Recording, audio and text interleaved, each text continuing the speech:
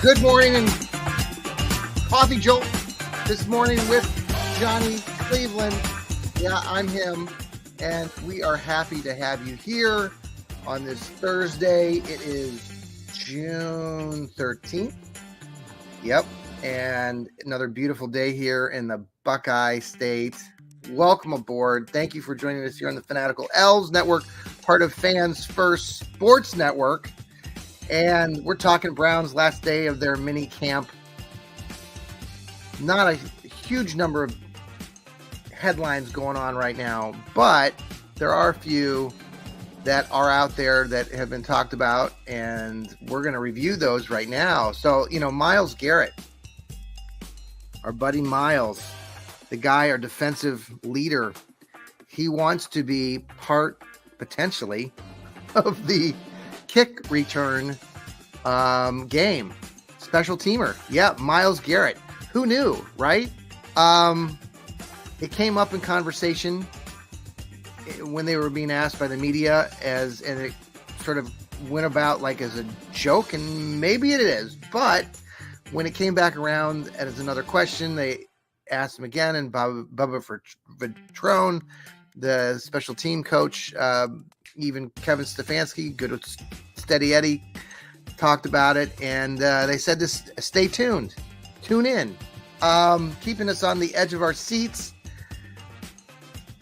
The rules for the kick returns are changing dramatically. Now, we're all eager to see how this looks.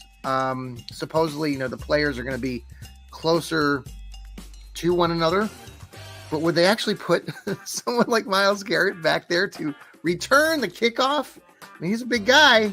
It'd be hard to take down. Got a little speed.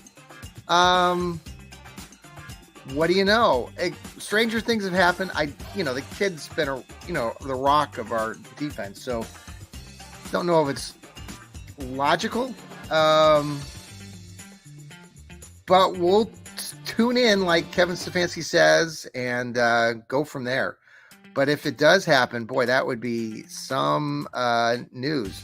They're looking at using other players, more skilled players in this role, and across the league, I think teams are kind of teetering with what they're going to do with it, and there are going to be some ups and downs with it. Some things they're going to try, and I think for any NFL team right now, it's going to be a work in progress. Myles Garrett back there, number 95, taking kicks.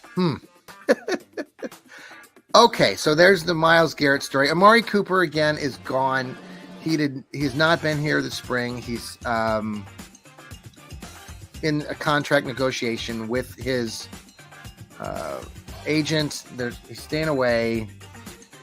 You have that contrast, and you have somebody like Denzel Ward, who they interviewed in another article I was reading this morning about Denzel being the team leader and being there to show the young players, the rookies, the ropes. And so, you see that, and then you consider Amari Cooper's not here. Now, there have been other players that were not here coming into this mandatory minicamp, including Myles Garrett and Dalvin Tomlinson and Juan Thornhill, or just a few players. They are here now. Amari Cooper's the one that's missing. And then we're all waiting to see when that new deal is going to get done. We're all hoping it gets done, obviously, before the start of training camp up there in, we're down there in West Virginia. And I can't think of the place off the top of my head. Dang, Briarwood? Is it Briar? No. Okay. Anyway, hopefully we'll get it done, And Amari Cooper is back in his orange and brown.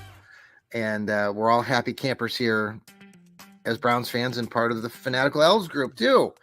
All right, so let's pause quickly for a quick break. This is the Jolt, the Coffee Jolt with Johnny Cleveland, part of the Fans First Sports Network. We'll be right back.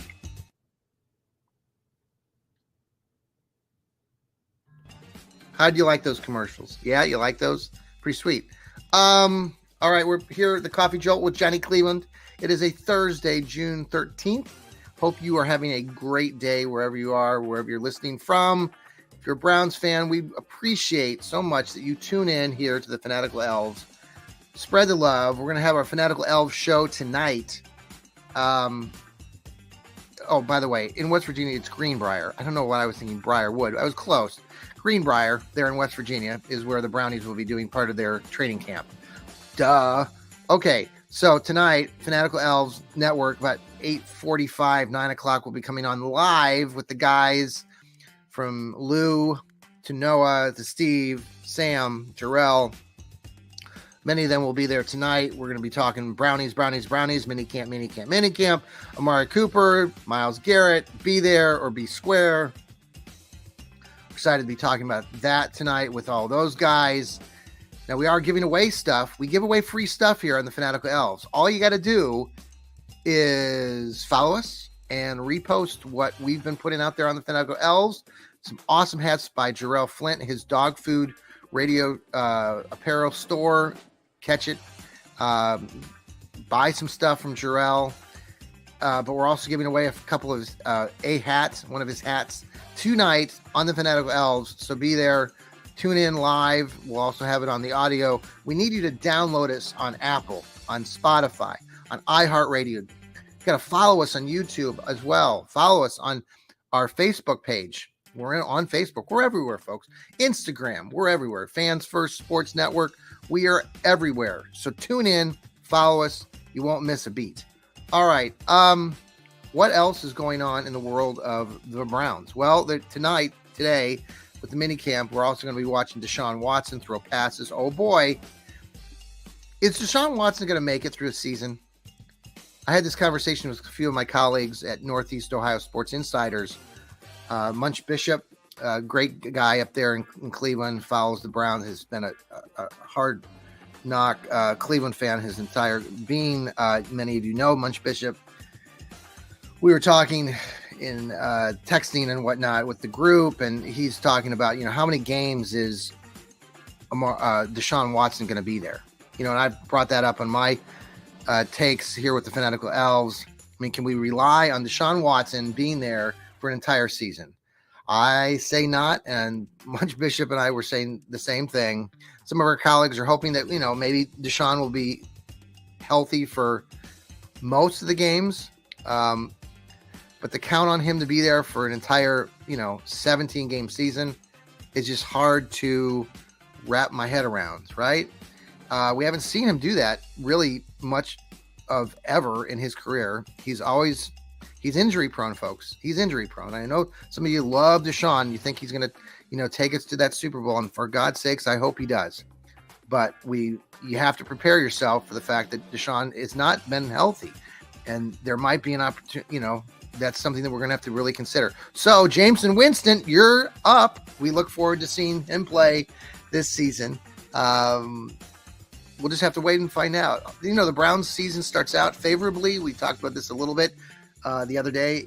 Speaking of schedules, and there was an article on PFF earlier today talking about 5 teams that might be being overlooked, and that included the Cleveland Brownies.